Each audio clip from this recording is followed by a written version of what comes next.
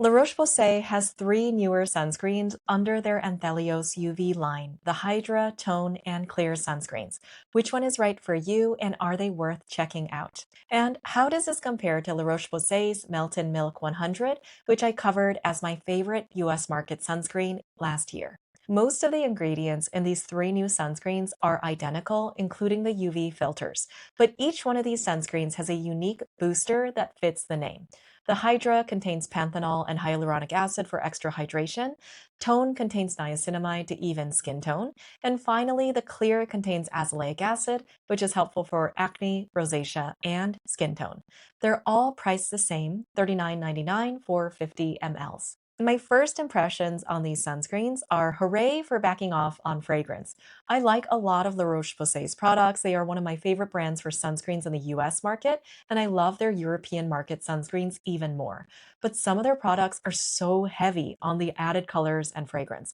I don't mind fragrance overall, I just don't want to be slapped in the face with fragrance.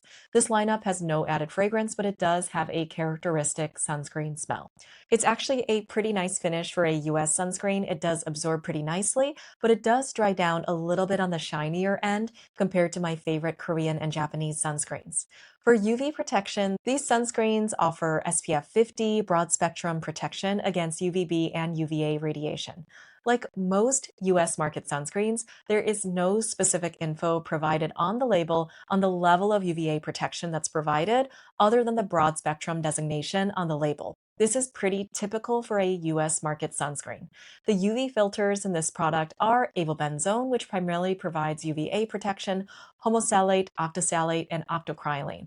The last three that I mentioned will provide UVB protection, and octocrylene also serves as a stabilizer for the avobenzone.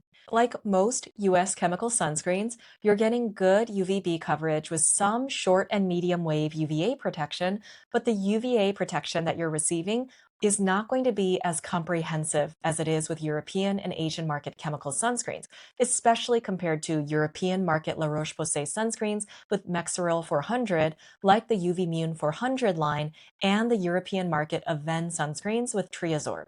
Next, let's move on to application. The look and feel of these three sunscreens is pretty much identical. It has a thin cream consistency. It leaves more of a satin finish than the Melt in Milk. I wouldn't call this a matte finish, but it's less shiny than the Melt in Milk line. And like most US chemical sunscreens, there's no white cast. What I like about this sunscreen, I like that it's invisible with no skin tone change. It has a drier finish than most US chemical sunscreens. I also love that this line is customizable to some specific skin concerns like dryness, uneven skin tone, and skin that's prone to acne and rosacea. I think specifically that the inclusion of azelaic acid in the UV Clear formulation is really interesting. That's the one that I'm most excited about because it's unique.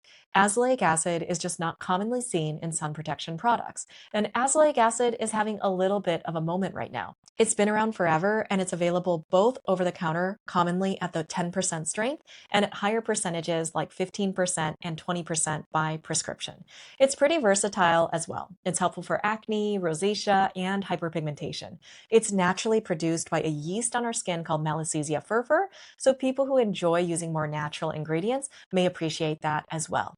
Azelaic acid helps block the synthesis of melanin or pigment, which is why it can be helpful for people who are prone to discoloration, including discoloration marks after having acne. That's why it's such a nice ingredient for acne, especially for people who are prone to post-inflammatory hyperpigmentation, since it helps with both the acne and the discoloration that acne leaves behind. The booster ingredients that are in the Hydra, the panthenol and hyaluronic acid, as well as the tone, which is niacinamide, they're commonly found in a lot of other sun protection products, but azelaic acid is not. Of course, your mileage may vary, but I have a lot of patients see improvement in their mild acne, rosacea, and uneven skin tone with over-the-counter and prescription topicals that have azelaic acid. I think this Anthelios UV Clear option is really nice for people who want an all-in-one daily moisturizer with sun protection that has a positive effect on their acne or rosacea. I have had people experience irritation with azelaic acid though, both at the over-the-counter and prescription strengths, but you just won't know until you try it. Before I talk about what I don't like, if you like this video so far, please like or subscribe. It helps small channels a lot. My biggest disappointment with this new product line was with the UV Tone sunscreen.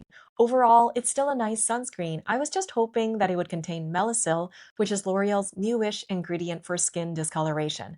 Unfortunately, the active in this product is just niacinamide, which is in every cleanser, sunscreen, and moisturizer under the sun.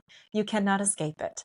I've tried La Roche-Posay's Melasil line of products, their sunscreen, serum, and cleanser, and I'm super excited that we have new ingredients for hyperpigmentation like this one. But the Melasil sunscreen is only SPF 30, and for people who are highly pigment prone, I want to see more aggressive sun protection than this. Next, how do these compare to my favorite US sunscreen of 2024, the Melton Milk SPF 100? Melton Milk SPF 100 is still my favorite US market sunscreen of 2025 so far. It offers really high protection against UV radiation and against the under-application of sunscreen, since most people don't apply enough sunscreen to get the amount of sun protection that's being promised by the label.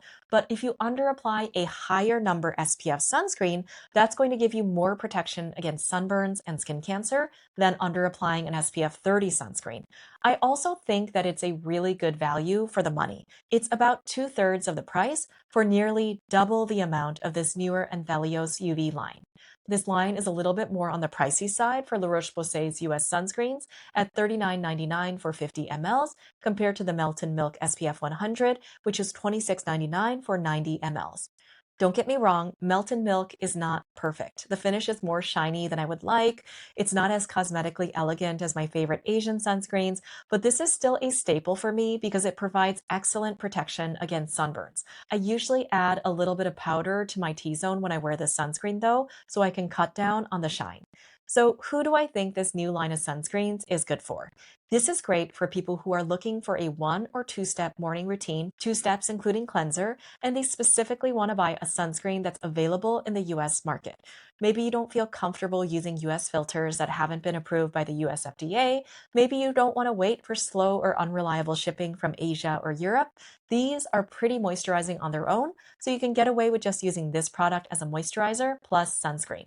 And I am the most excited about the UV Clear product in this line. It's a nice and easy way to incorporate azelaic acid in your skincare routine if you're prone to acne or rosacea. Have you tried any of these new sunscreens? If so, what do you think? Thanks for watching.